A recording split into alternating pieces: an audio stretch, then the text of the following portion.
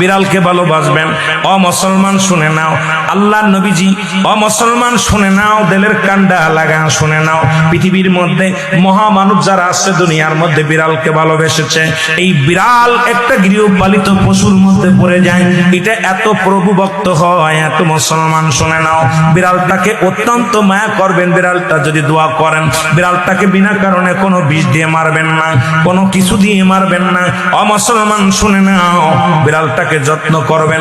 বিড়াল যদি অভিশাপ করে, বিলাই যেটা বলা হয়, অভিশাপ করলে সঙ্গে সঙ্গে আমার আল্লাহ কবুল করে নাই। বিড়ালের অভিশাপে মানুষ ফকির হয়ে যায়, বিড়ালের অভিশাপে মানুষগুলো ধ্বংস হয়ে যায়, বিড়ালের অভিশাপে দুনিয়ার সংসারের মতো অশান্তি লেগে যায়।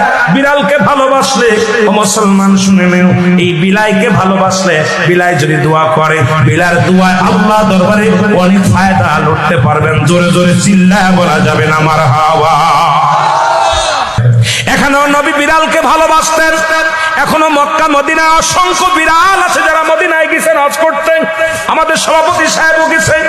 অসংখ্য বিড়াল গুলো দেখবেন মদিনার মনোয়ারায়, রাসূলুল্লাহর রওজার আশেপাশে, কাবা শরীফের আশেপাশে অসংখ্য বিড়াল। ধরে বলেন ঠিক কিনা?